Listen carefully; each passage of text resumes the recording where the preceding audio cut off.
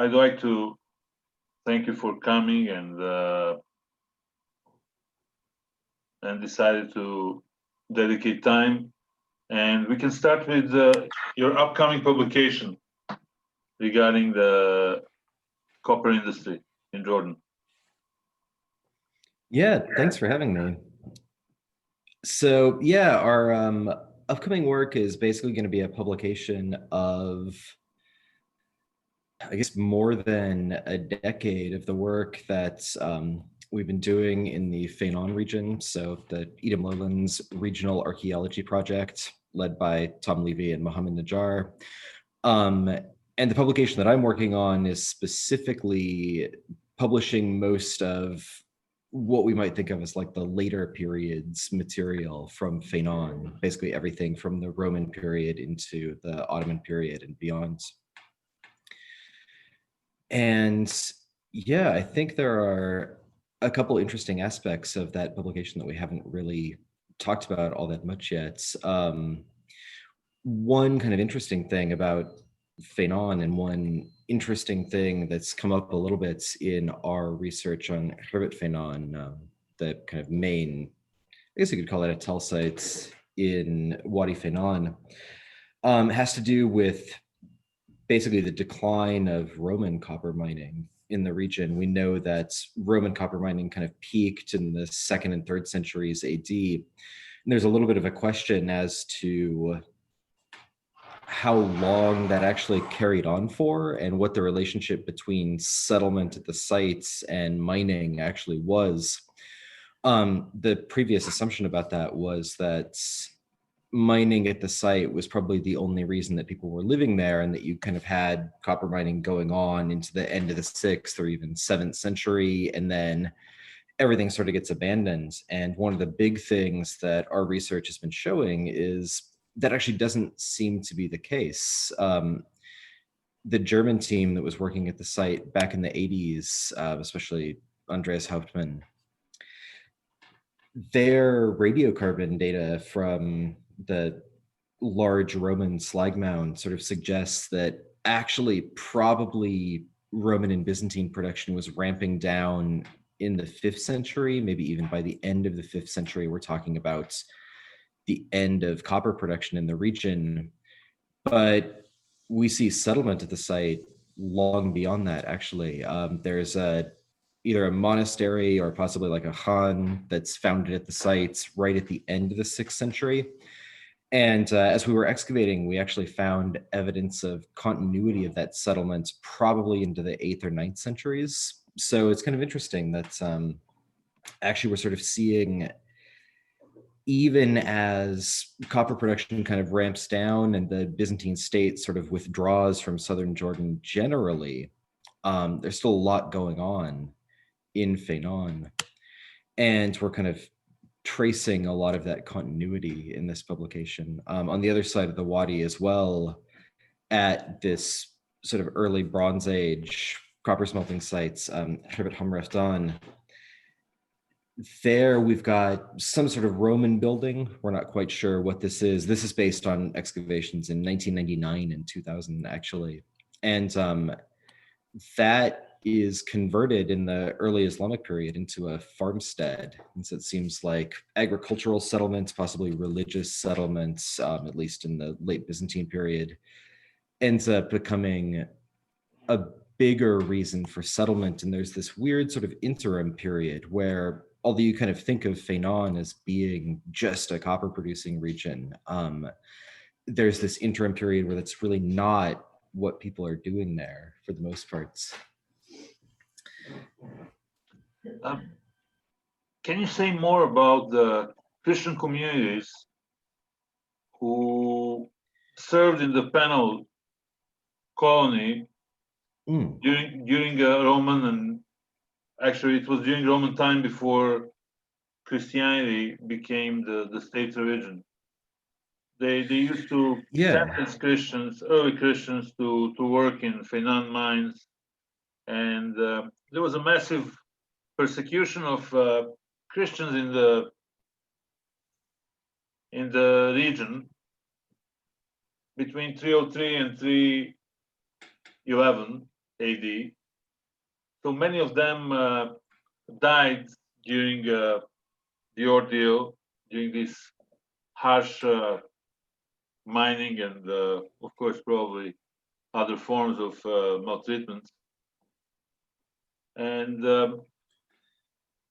what we know about the Christian penal colony in Wadi Faynan? That's a really interesting question. The funny thing is, in our excavations, we do have some contexts that date to that period. Not really sure that they're necessarily helpful in answering that specific question, but yeah, that's actually one thing that I talk a lot about as I'm talking about sort of the historical archaeology of Faynan, which is really what I consider myself to do, is that it's a historical archaeology of a period with a lot of historical documentation, but a place that rarely, if ever, shows up in histories. And the one place where it does show up is exactly what you're talking about. The one sort of, historically documented thing that we know about Faynan in the Roman periods, the Metallum of Phino, is basically Eusebius of Caesarea and Jerome and people like that reporting on Christian martyrs being sent to condemnation in the mines, basically the Roman damnatio ad metallum. And that's also been something that a lot of the teams working in Faynan recently, by recently, I mean, like the last 15 or 20 years. So in some cases, not all that recent. But that's something that a lot of those teams have really been interested in kind of elaborating on. A lot of, Megan Perry and her team were sort of working on isotopic analysis of some of the burials in some of the cemetery excavations, mostly the South Cemetery, so on the south side of Wadi Faynan, across from the sites. And one of their conclusions is that, at least if you look at that population of people, whoever that is, that skeletal material, it doesn't really support that narrative of a very large population of workers kind of coming in from all different parts of the Roman Empire and working at the sites. There are a couple of people who are outliers, but most of those people seem to be relatively local, at least to the region of southern Jordan, if not to the region of Faynan. But then it kind of brings up the question of, well, the South Cemetery population is actually not all that well dated. We know that it's a Byzantine cemetery, but do we know that many of the graves are early versus late? The dated graves all tend to be much later than that period. We're talking like 5th, 6th century, some in the 4th century. But after this, 4th century period that you're talking about, prior to Constantine making Christianity legal. And so I think it's a little bit difficult to say archaeologically what the balance would be. I tend to think, especially based on some of the work that our team has done on the Iron Age, and also some work that's been done elsewhere on the Iron Age, and even the work that my advisor Tom Levy did on the Chalcolithic period, just kind of looking at the social role of copper mining and copper smelting. It seems pretty likely during the Roman period that you have probably a mining workforce being made up, at least in the late 3rd and early 4th century, probably of what we would consider to be, convict labor, basically slave labor made up of people who are, Christians. And the copper smelters were probably not of that same status. We're probably talking about professionals who are doing that sort of work, who are being compensated for work. Yeah. And I just sort of thought of this comparison. It's something that's I've been thinking about a little bit and hadn't necessarily thought to bring up in this conversation. But if you look at the work that Megan Perry has done and you kind of compare it to the mining regions in Egypt, where we actually have much better documentations, places like Mons Claudianus and Mons Porphyrites, which are not copper mining districts, but they're, stone quarries and other kinds of mining districts, all of which would have been metalla in a Roman sense. There too, you kind of get the sense that a lot more labor than we might expect from sources like Eusebius or Jerome is paid. At Mons Claudianus, they've got this huge collection of ostraca that basically talks about how much people were being compensated for their work. And so I think we have to have that caution of just saying, on one hand, yes, this almost certainly happened. We have historical documentation that talks about it from the Roman perspective and the later Byzantine perspective. But I think there's that question of how pervasive that was. And also, if we look at the Metallum of Phino over a longer term perspective, like you said, are we talking about, a couple of periods, in particular, the first decade of the 4th century as being periods where that would have been really common? But then you kind of look at a broader span of the 4th century where that was sort of the exception to the rule, and you're looking at things that look maybe a little bit more like Mons Claudianus, and wage labor, probably not very well compensated wage labor for miners, but something along those lines instead. And I think we're probably looking at a combination of those things. We know that working in ancient copper mines was not pleasant. It's dark down there. It's sort of damp. It's not pleasant now. Yeah. It's not pleasant in 2020. Yeah, exactly. And we have flashlights and safety gear. Back in 4th century AD, what mining looked like. Also, there are other records, other evidence that points out to facts that later emperors continued to use Wadi Faynan as a penal colony for different Christian denominations and heretics. So heretics who were opposing the dogma of the Greek Orthodox Church and the major seat in Constantinople or other seats in the region, were sent to work in mines in Wadi Faynan. But yeah, exactly, as you said. How it contradicts with some ancient authors, Roman and ancient Greek authors, who considered mining as a form of abuse of earth. What was the attitude towards mining? Of course, probably have different opinions of that time. Yeah, I mean, that is also a really good question. It's one, again, that's kind of hard to assess archaeologically. I would say in terms of mining as labor, you're probably right. Mining as a form of labor is probably not very highly regarded. Metallurgy is more highly regarded. So like smiths, obviously, and the smelters would have been higher status. But yeah, mining labor, probably not so much. And I think that's sort of why we tend to see it show up in the sources in the way we do, where if it shows up at all, it's basically, a concern over the types of people who are being forced to do that labor. I think it's kind of like now we have certain kinds of labor where you could think about it as like types of labor that you probably wouldn't want to do and that end up being sort of low status. And it's the kind of labor, I guess, also where it's not necessarily low skill, but that particular aspect of it, just actually getting the rock out of the ground and up to the surface, is lower,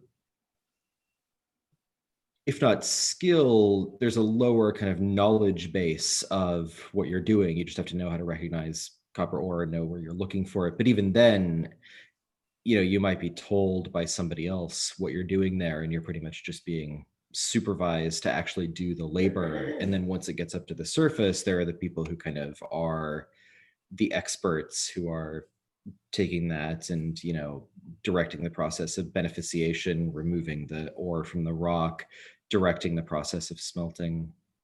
But yeah, I think that's a place where probably, I don't know, that there's a lot of disagreements about that in the sources. I think the picture we get from the sources is generally that that's kind of a low status sort of labor. Although I think, again, that the sources that tend to challenge that are things like the Ostrikoff from Mons Claudianus that show us that even if, there's a hierarchy of labor there, that some of that labor might have been more respected in practice, or at least more compensated in practice than some of our authors are telling us. Regarding your publication, upcoming publication, what else would you point out?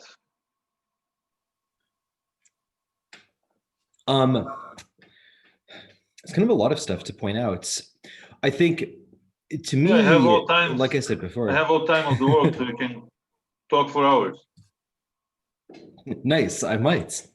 You should. I think for me, the most interesting thing that we've found, at least at Wadi Faynan, and one of the things that I'm really excited to talk about in the publication, is that we have as much evidence of continuity into the early Islamic period as we do. The narrative from the British survey of the site, which was a really good survey. They, spent years surveying around the site, collecting ceramics from the field systems, doing an almost superhuman amount of documentation of the landscape of Wadi Faynan. But the picture they presented is basically one where, all right, you've got this decline in the end of the 6th century, even maybe before that, the settlement just sort of starts to fizzle out. You're still seeing a little bit of copper production, and then all of that comes to an end in the early 7th century, probably with the Islamic conquests. And it was sort of a funny excavation that challenged this. When we first started working at the site in 2011, Tom and Mohammed had sort of concentrated excavations at the western edge of the tell, and we had excavated this huge step trench.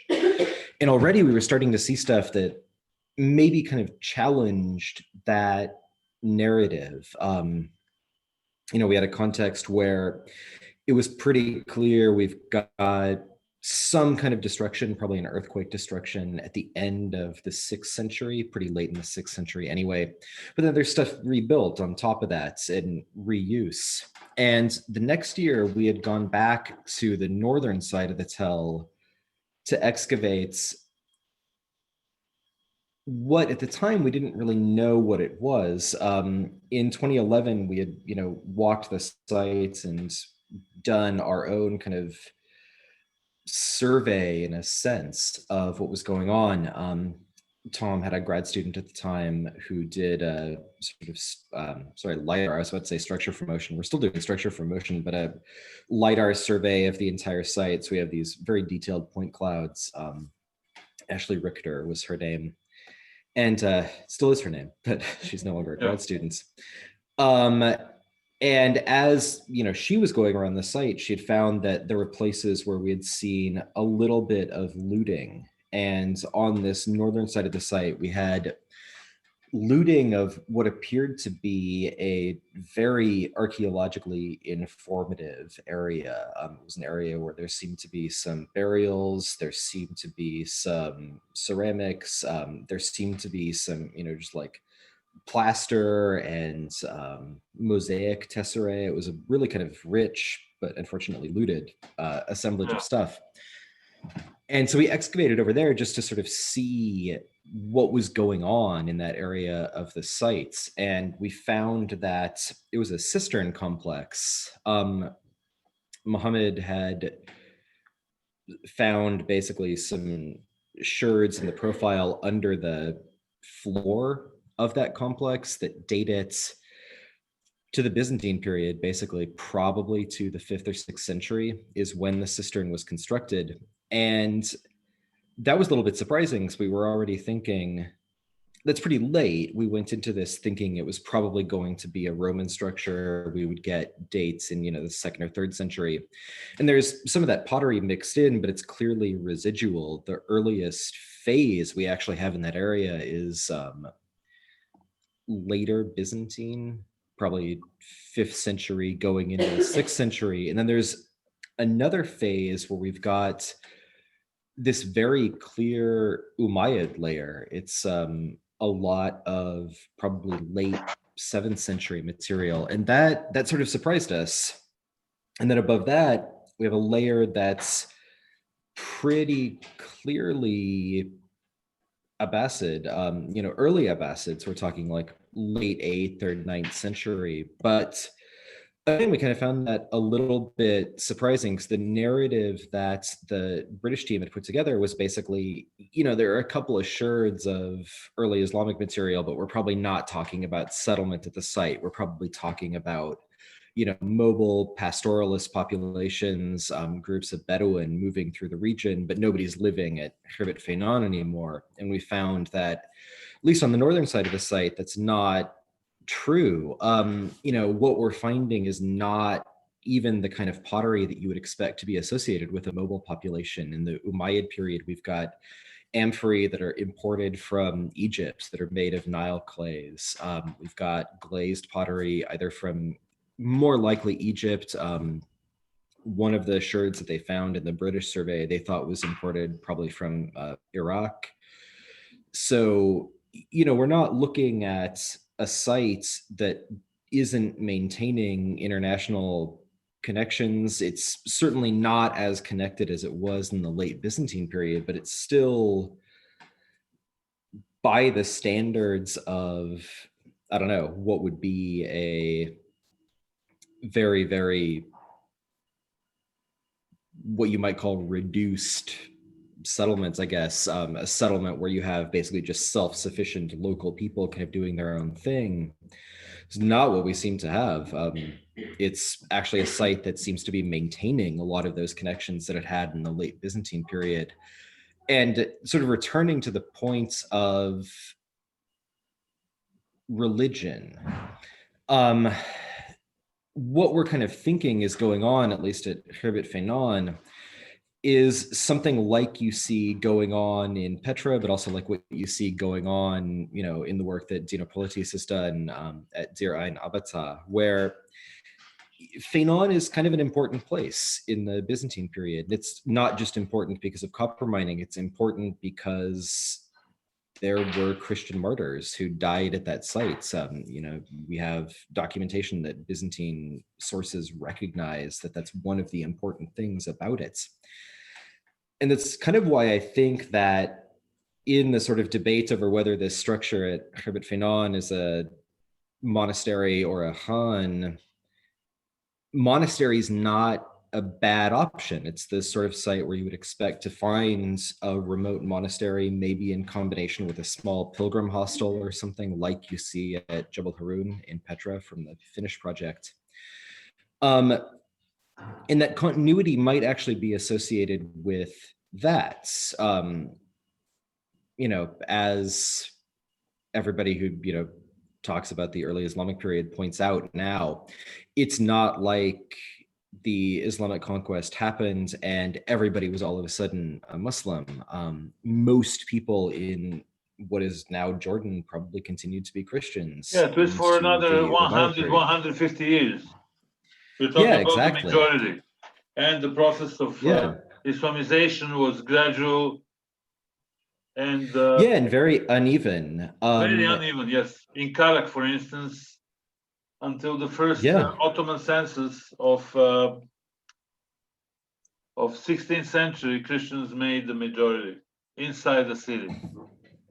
Yeah, exactly. And so I think, in Faynan, we have the same thing. I mean, Faynan is not mentioned in any sources referring to the Islamic conquest. Like, it doesn't seem to be, the place that would have certainly been a focus if you were, coming in from Arabia and thinking like, all right, what are the really important places that we're going to have to take control of? You probably wouldn't have gone like, oh, there are these monks living out in the desert at this place that used to be, copper smelting sites, like let's go conquer that. And so it seems like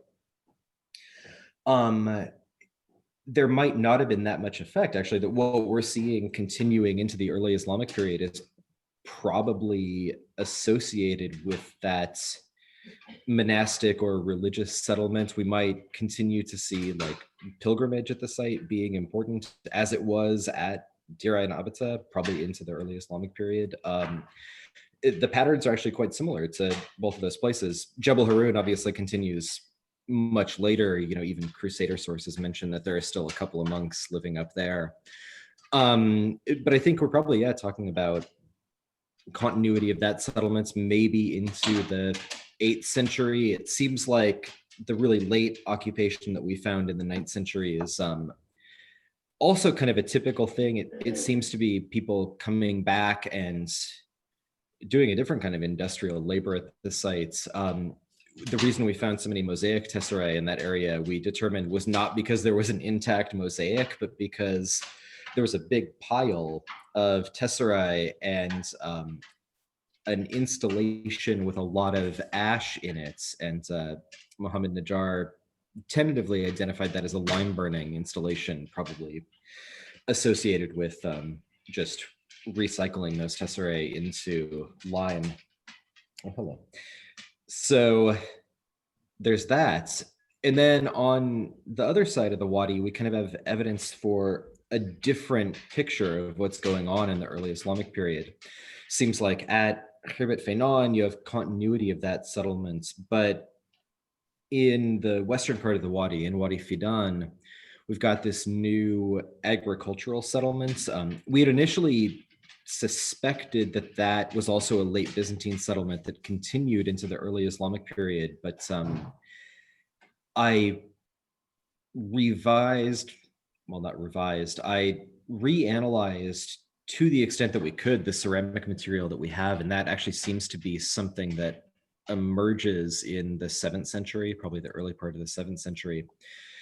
And so over there, we've got this picture of maybe something that falls into the same pattern that we're seeing elsewhere in Wadi Araba, where we have new farmsteads being established in the early Islamic period, maybe associated with people who are, new to the region, who are kind of being given small tracts of land to start small estates. Settle down, maybe.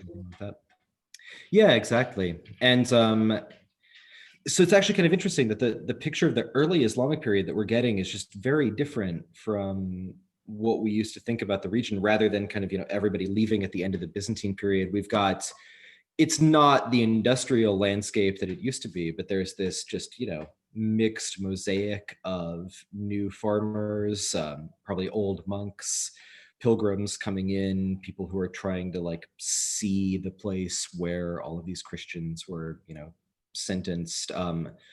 There are a ton of churches at the site. One thing that, if we ever go back to the site and keep investigating it, I think would be really useful, is actually to start looking at those churches specifically and trying to date their periods of use and see if we see the same picture of a late Byzantine foundation for a lot of those that continues into the early Islamic period.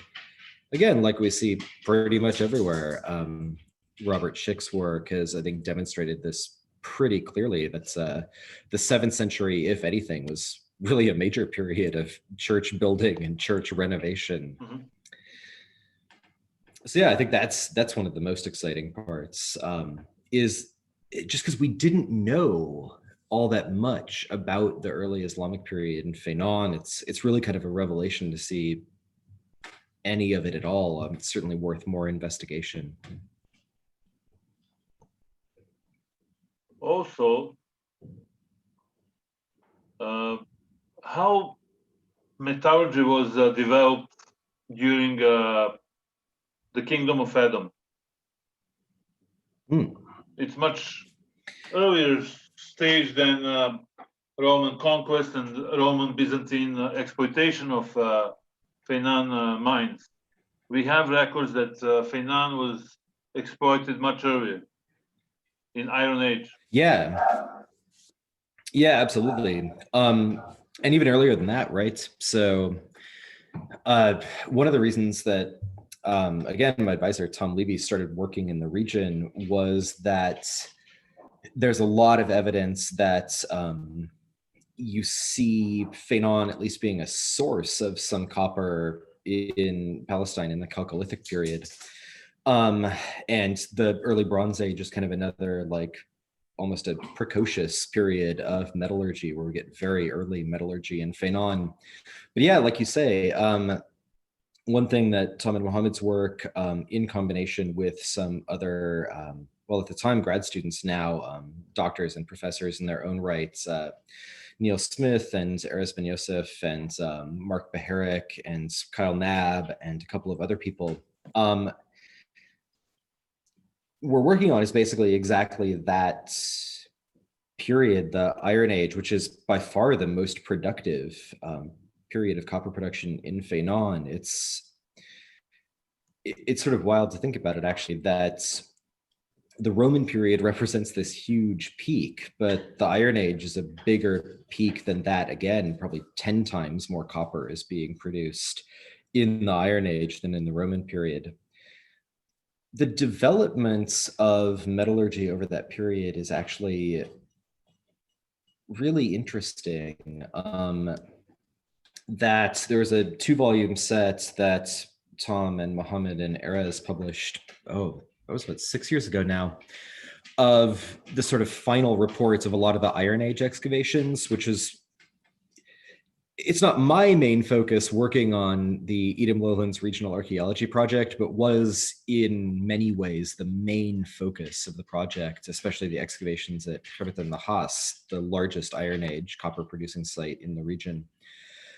The basic pattern that they identified in that book, I have some contributions to that book, but this is, really drawing on what they were proposing, was that there's this early Iron Age period of dispersed production kind of all over Faynan. So you've got production in Wadi Faynan, that area we were talking about before in the west. You have some production going on at Khirbet Faynan as well. It's one thing that probably could use to be investigated more at Khirbet Faynan. The nature of the Iron Age settlement there is just still quite unknown, actually. We know there's Iron Age material because we have a ton of it as residual material in later layers, but our excavations never actually reached Iron Age contexts. It's one thing that we just didn't have at all. So we don't really know what the role of Khirbet Faynan was, despite the fact that, from the perspective of Iron Age archaeology and biblical archaeology, that's the only settlement in the region that the Bible actually mentions by name ever. Khirbet Faynan is almost certainly the biblical site of Punon.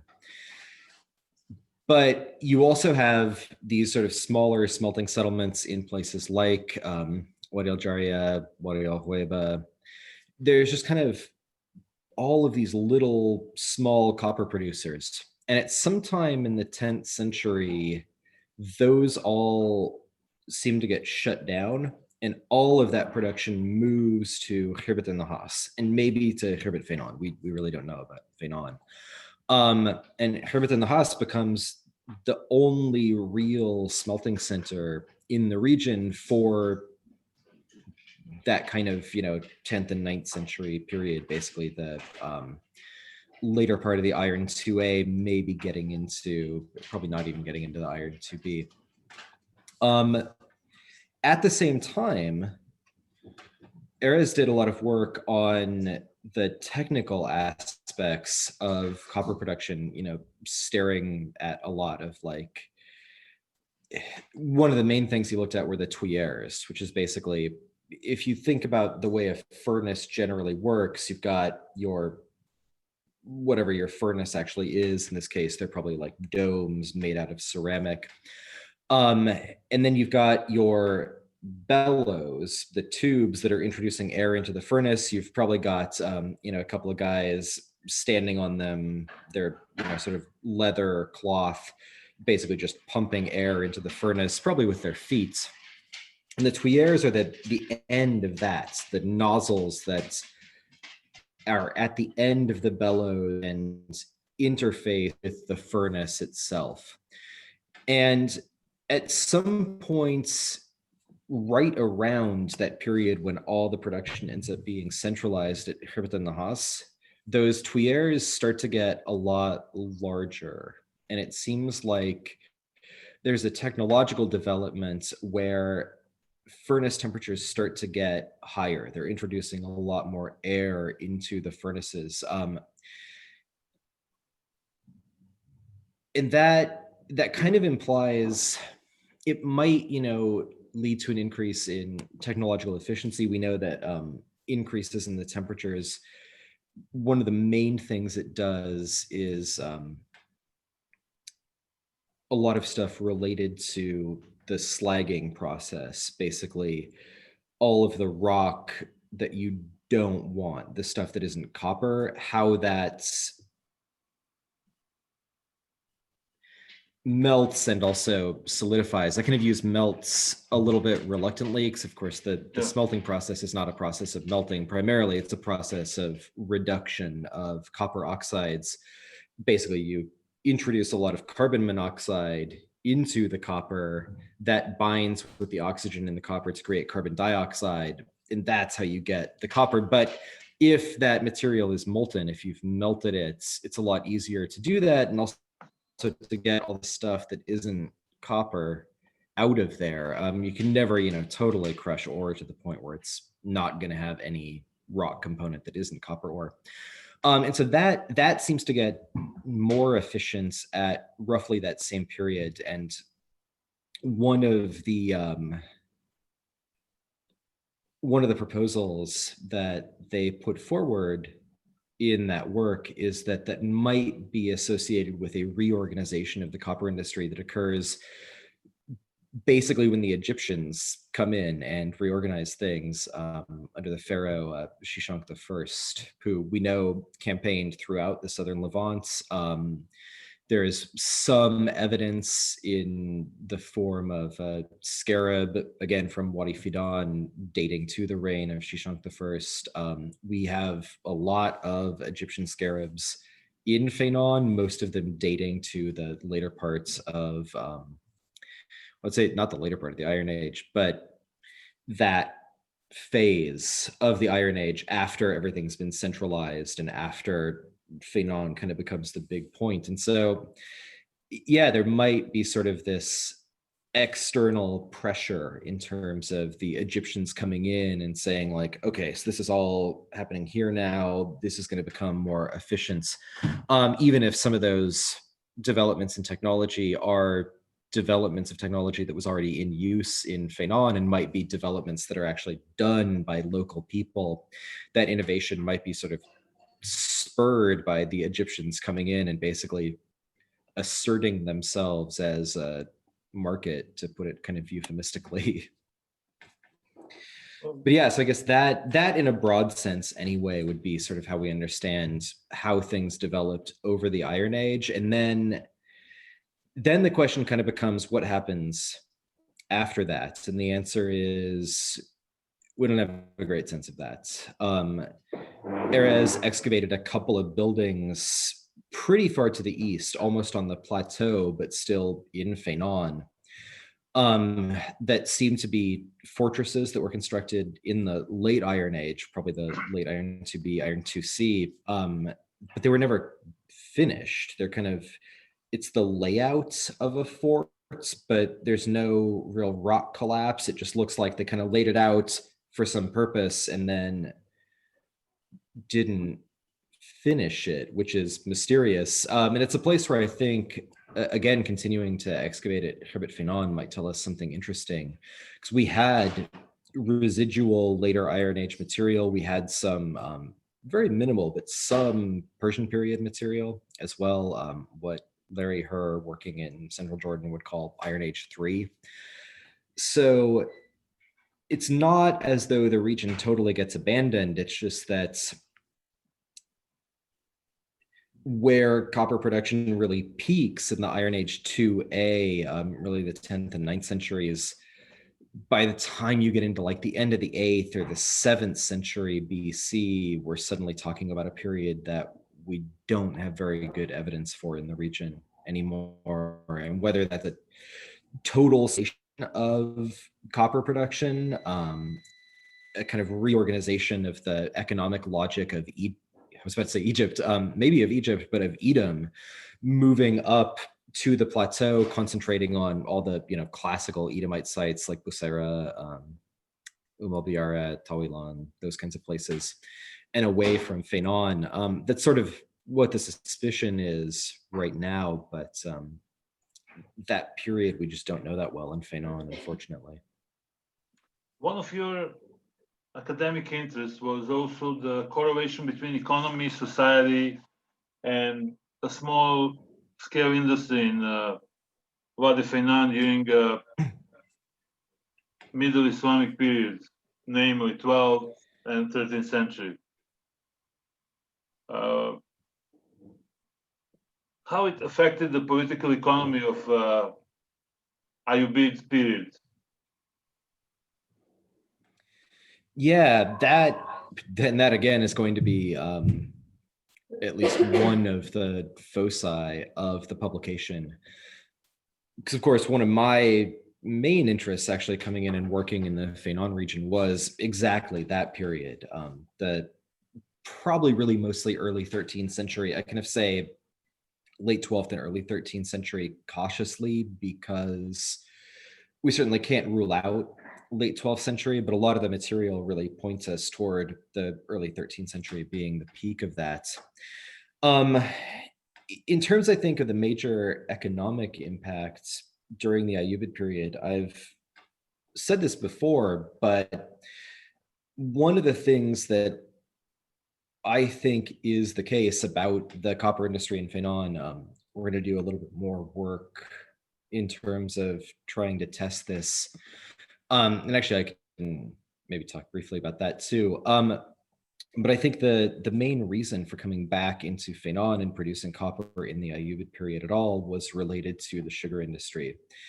And I often talk about my research on Ayyubid Faynan as really stemming initially from the question of why would anybody go to as much trouble as they did to come back into Faynan after 600 or 700 years of nobody producing any copper there, and spend a lot of effort building a new settlement in Wadi al-Ghwayba, Khirbet Nakib al-Samer, rebuilding parts of the settlements at Khirbet Faynan, transporting fuel from the Shara Plateau down into Faynan. We know from... Yeah, it's a very remote and unapproachable area. It's difficult to reach Faynan even now with four-wheel cars.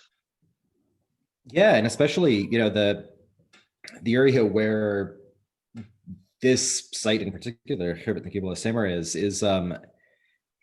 in one of those areas where, yeah, exactly, you are not getting to that site if you don't have a four-wheel drive car, or you are somebody who knows the area really well and you know where you can drive a car that's not four-wheel drive. You actually could sort of do it.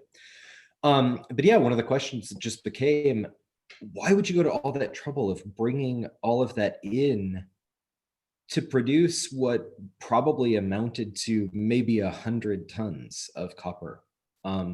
Really not very much at all. I mean, we're talking about the Roman period as tens of thousands of tons of copper that they're producing. In the Iron Age, tens of thousands of tons of copper. And then all of a sudden in the 13th century, someone comes in, builds a new village, and smelts nowhere near that. And so I kind of started to ask, why would you go to that trouble? Why would you not just rely on imported copper? Why would you not even like try to obtain copper from somewhere that maybe has more of it to produce?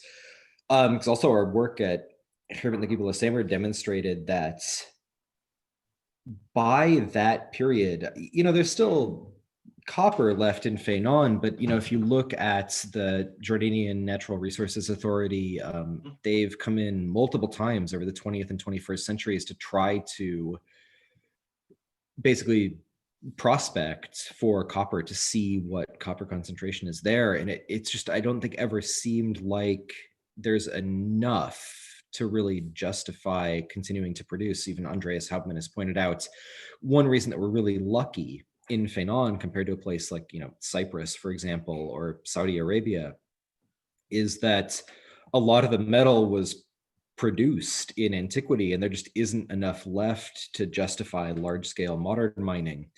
Well, that was also true in the Ayyubid period. They're coming in, most of the really easy to access ore was mined out in the Iron Age. Much of it beyond that was mined out in the Roman period. And the main source that they're using at Kharbet Nagib al-Samar is a really difficult source.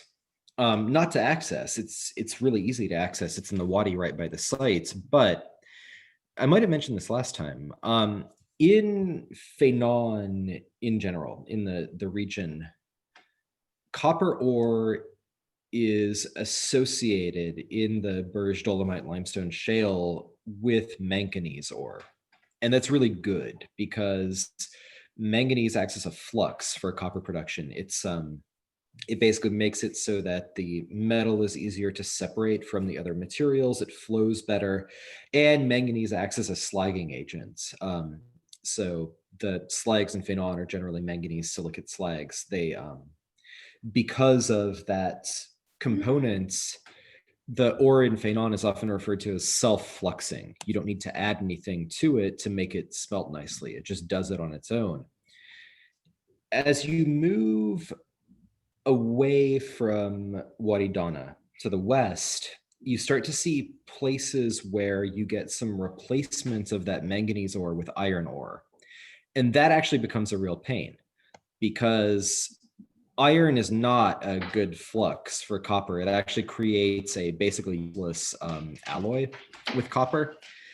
And at Kharbet Nagib al-Samar, that's the ore that they're using, is this ore that is mixed with iron, not mixed with manganese. And we have evidence from the site that actually required an additional refining step, probably. Andreas Hauptmann even questioned whether you could refine it or whether they were just dealing with, like, they would produce copper and end up with a lot of this waste material that had copper in it, but that was kind of it.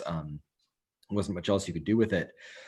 But nonetheless, they're going to a lot of trouble to do this. And I think the reason basically boils down to, at a couple of times in the 13th century, we see the Principality of Kerak, which often also controlled Shobak, becoming independent, or at least quasi-independent, but trying to assert its autonomy from the big centers in Cairo and Damascus. And I think that kind of explains why there might have been this trouble to exploit local copper resources and to find a local source of copper, is to sort of say, yeah, we could get copper imported through Alexandria and we could source that from Cairo. We could get copper from Damascus. We could get copper from, Aleppo or wherever.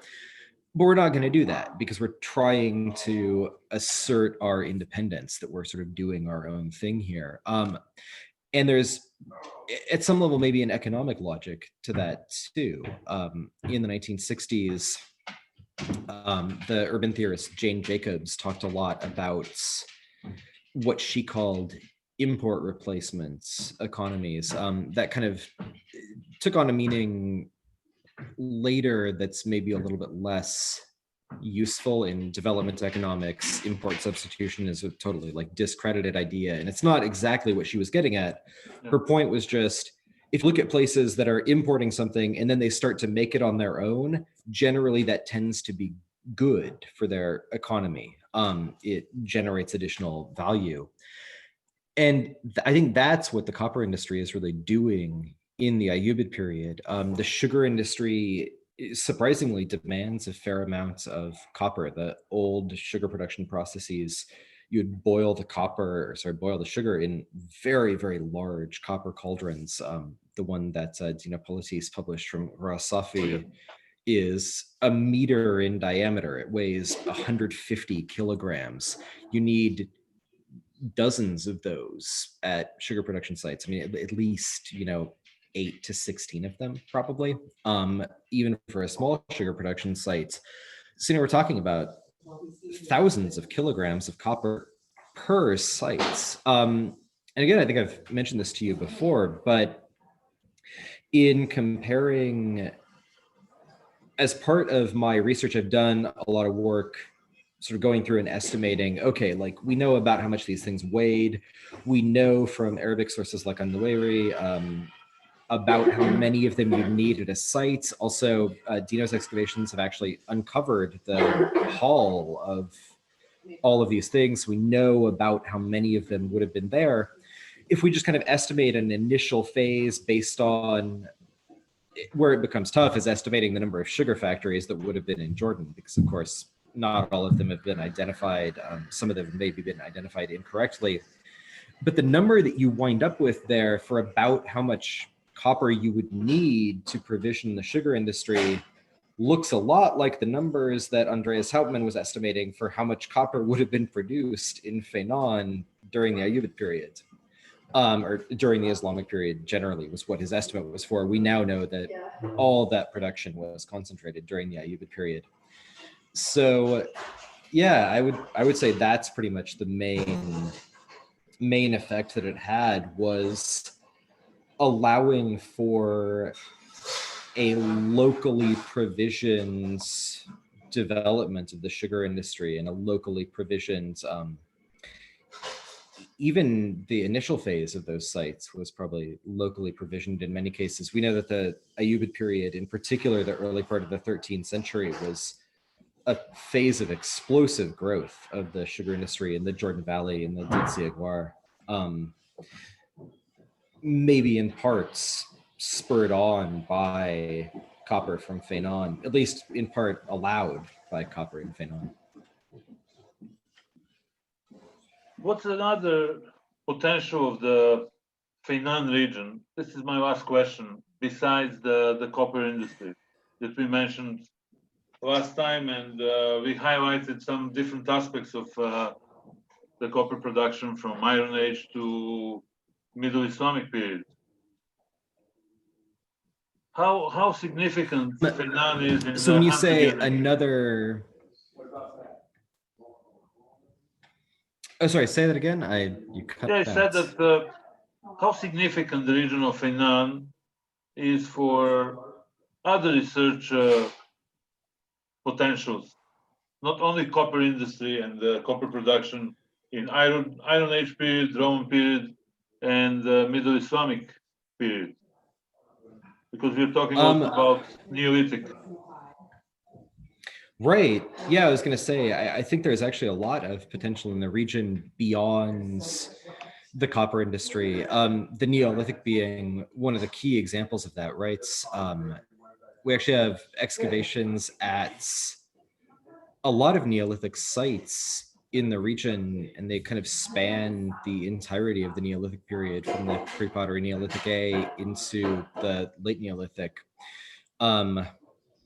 Actually, that's a project that my partner Kathleen Benalik has been working on, is the late Neolithic settlement at a site called Wadi Faynan 61. And Mohammed Najjar has also worked on the late Neolithic sites at like Tal Wadi Faynan, for example, another pottery Neolithic site. Yeah, I think the research potential for that is quite important. Also, the British team has published a lot on Wadi Faynan 16, probably one of the most important PPNA sites in the region. I think I forget the site number now. There's another site in Wadi Guer that's another very large PPNB settlements. Hopefully our project will be publishing.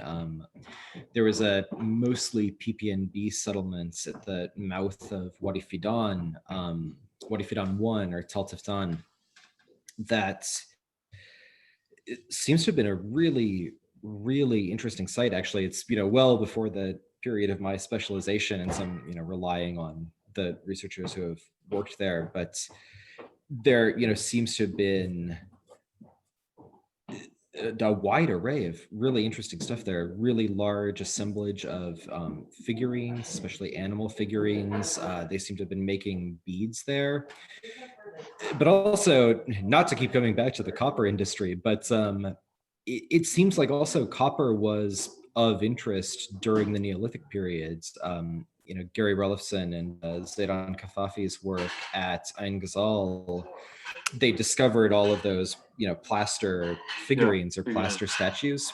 And a lot of them have like eyeliner that it has copper oxides that seem to be coming from the Faynan region. And so during this period, copper is used mostly for decorative purposes. The ore itself can create like nice looking green stones. It's a pigment that you can mix into stuff, as they're doing on the plaster figurines.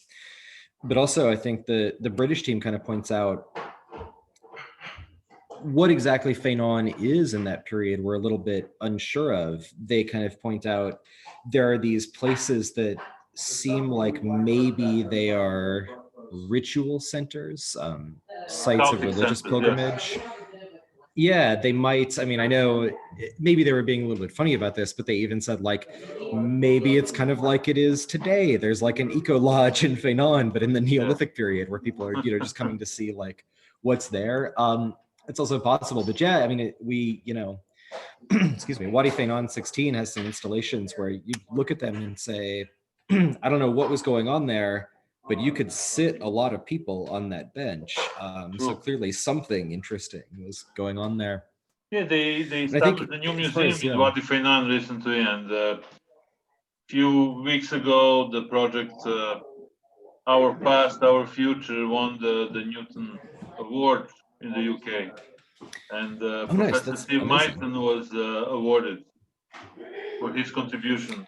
Nice. So there's so many things going on in Wadi Faynan. Yeah, and I think the Faynan Museum kind of shows just how much that is, kind of tracing Faynan's history from early prehistory into today. I mean, one other thing that's sort of haven't talked about much, but that comes up in a lot of our research, especially the publications I've done of survey data from Faynan, is the amount that the archaeology can tell us about sort of the late Ottoman period and patterns of pastoral use of the Faynan region. And I think that's a really important side of the story too, that sometimes gets forgotten in how much we talk about copper production. That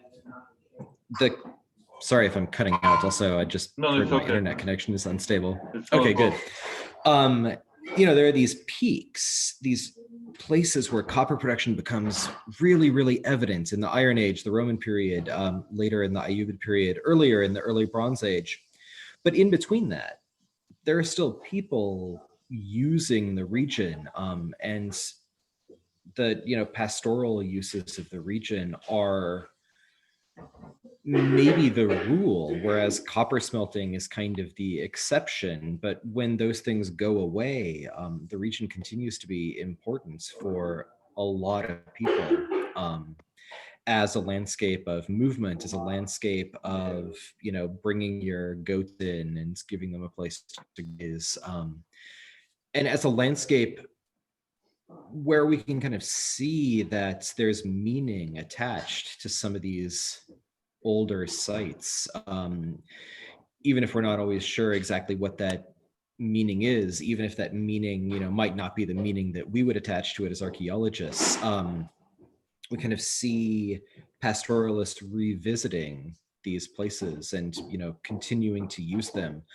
One thing I didn't mention, even talking about Khirbet Nagibal, is that the occupation phases in these buildings, the phases where we can talk about their metallurgical use, is entirely 13th century, but the site is covered with a scatter of Ottoman pottery, probably dating to the 16th to maybe not into the 19th centuries. There's nothing like the Gazaware or those sorts of really late Ottoman things. There aren't even any of the pipe stems or anything, but sorry, pipe bowls.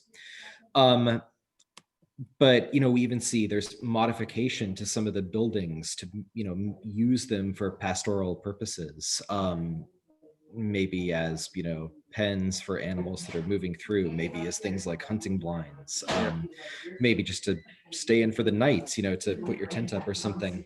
So yeah, I think the research potential for that is really great. Carol Palmer's done a lot of work on that, but I think there's still certainly a lot more to be learned about pastoralism in the region also that's really, really critical for understanding the region.